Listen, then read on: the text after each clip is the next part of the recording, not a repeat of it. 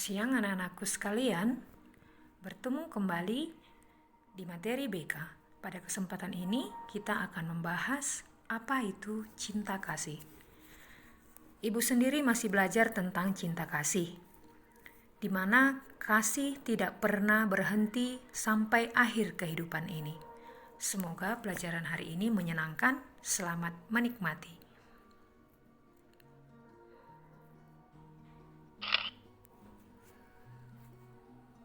Apa itu cinta kasih?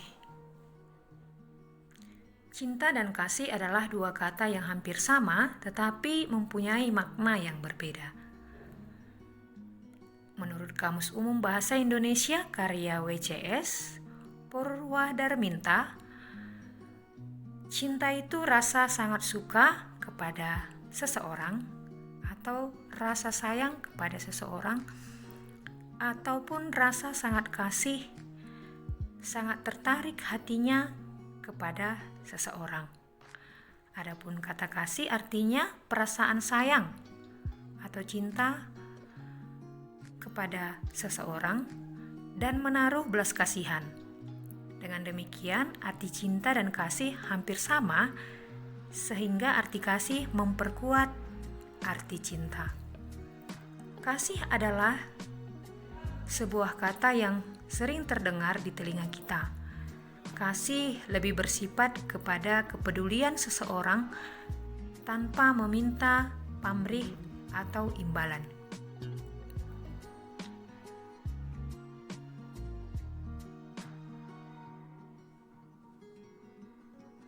Nah, cinta adalah perasaan yang lahir dari hati seseorang, timbul dengan sendirinya, tidak melihat waktu dan usia. Seperti perasaan cinta ibu kepada anaknya dan perasaan cinta Tuhan kepada kita umatnya.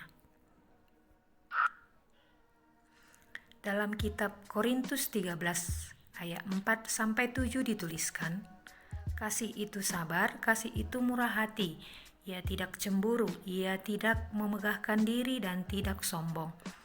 Ia tidak melakukan yang tidak sopan dan tidak mencari keuntungan diri sendiri. Ia tidak pemarah dan tidak menyimpan kesalahan orang lain. Ia tidak bersuka cita karena ketidakadilan, tetapi karena kebenaran. Ia menutupi segala sesuatu, percaya segala sesuatu, mengharapkan segala sesuatu, sabar menanggung segala sesuatu.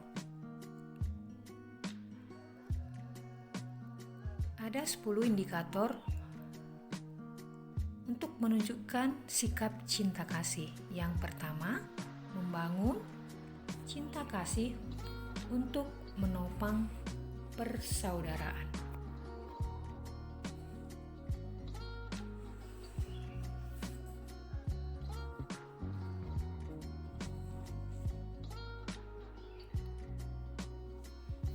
Nah, semua hubungan alamiah di dunia ini, baik antara orang tua dan anak, guru dan murid, dan hubungan dengan lainnya, dilandasi dengan rasa cinta kasih.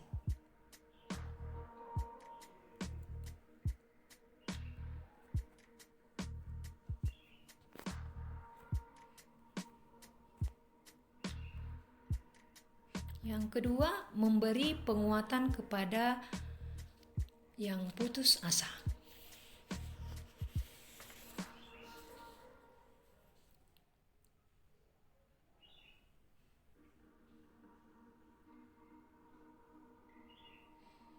Orang yang berputus asa adalah sasaran cinta kasih. Demikian pesan Yesus. Dan inilah kuncinya bagaimana mereka yang berduka cita dapat berbahagia. Dari situ, kita harus memberikan penguatan dan penghiburan kepada orang yang mengalami putus asa atas masalah yang dihadapinya. Sebab dengan memberi penguatan kepada sesama, kita menjadi saluran cinta kasih Tuhan. Yang ketiga, membagi suka dan duka.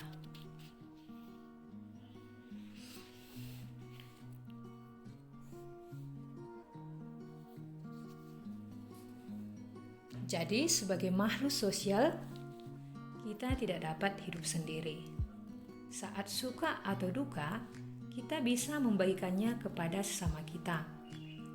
Begitu juga ketika sesama kita mengalami suka duka, kita harus ada untuk sesama. Maksudnya, dalam hal ini kita tidak hanya sekedar menaruh simpati kepada orang lain, akan tetapi kita memiliki sikap yang bersedia berempati bersama orang yang berduka dan ikut bersuka bersama orang yang bergembira. Yang keempat, koreksi persaudaraan.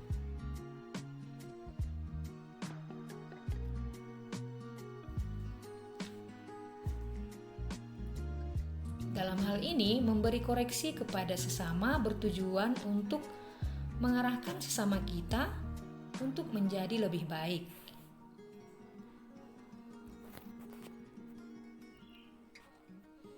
Yang kelima, mengintegrasikan cinta agape dalam tindakan.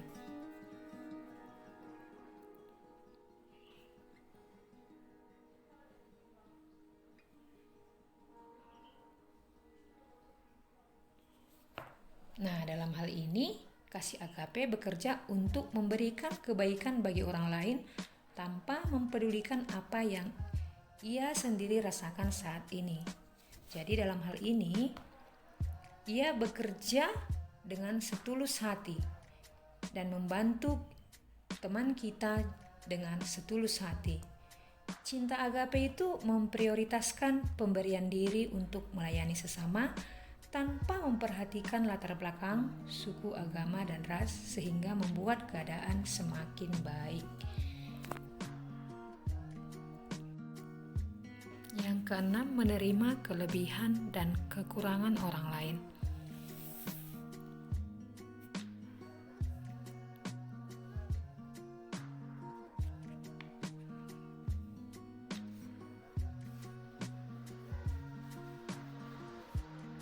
Manusia memiliki kelebihan dan kekurangan masing-masing. Kebaikan atau kelebihan biasa digunakan untuk melakukan sesuatu yang istimewa. Tapi di sisi lain, kekurangan yang dimiliki bisa membuat kita sulit melakukan sesuatu. Kita bisa saling mengisi kekurangan sesama serta menerima kebaikan dan kekurangan satu sama lain. Suasana ini akan sangat nyaman dan bersahabat jika kita bisa saling menerima. Yang ketujuh, menjalin relasi yang baik dengan stakeholder. Stakeholder adalah suatu masyarakat ataupun kelompok, komunitas ataupun individu manusia yang memiliki hubungan dan kepentingan terhadap suatu organisasi atau perusahaan.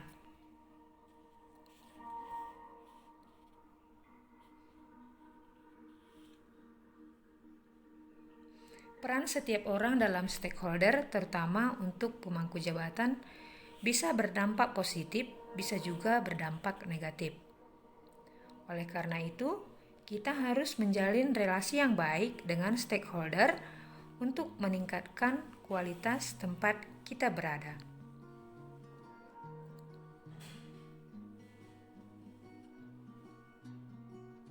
Relasi yang baik dengan stakeholder sangatlah penting dalam mengembangkan sekolah. Hubungan yang baik tersebut harus dibina sehingga kita bisa mendapatkan kemudahan dalam berurusan, misalnya dengan pemerintah setempat. Yang kedelapan, membiasakan diri berani meminta dan memberi maaf.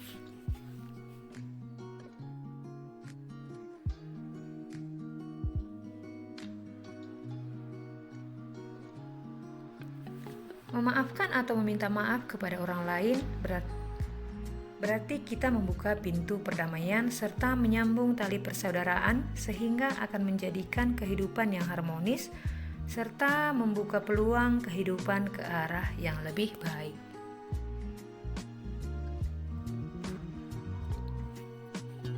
Yang membiasakan diri memberi dan menerima teguran.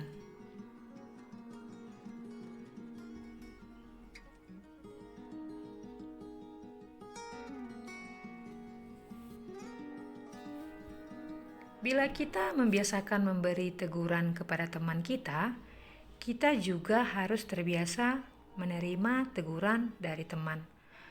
Hal ini sangat baik dan penting di dalam kebersamaan untuk bisa memperbaiki perbuatan yang kurang baik. Kita terlatih untuk berlapang dada, berjiwa besar, rendah hati, dan tidak mengulangi lagi kesalahan yang sama.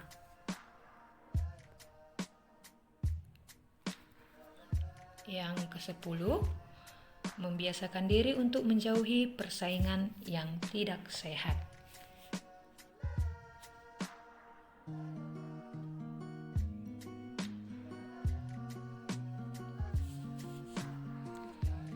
Nah, dalam hal ini apabila selalu mengutamakan persaingan sehat, maka kehidupan akan menjadi damai dan nyaman. Selain itu, persaingan sehat dapat meningkatkan kualitas pribadi kita.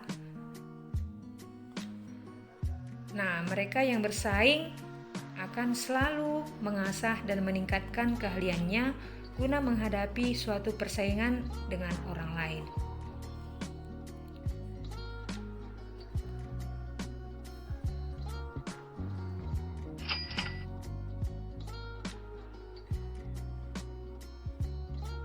Pada Konstitusi dan Statuta SFD Bab 2 ayat F.14 dikatakan, dan hendaklah mereka menunjukkan dengan perbuatan bahwa kita harus saling mengasihi. Yang satu hendaknya dengan leluasa menunjukkan kebutuhannya kepada yang lain, agar yang lain itu mencari apa yang dibutuhkannya, serta memberinya. Cinta kasih adalah sebuah emosi dari kasih sayang yang kuat dan ketertarikan pribadi, dan tanpanya tidak akan menghidupkan diri kita sendiri, dan tanpanya juga orang lain tidak akan hidup. Demikianlah materi kita pada hari ini. Salam SFD.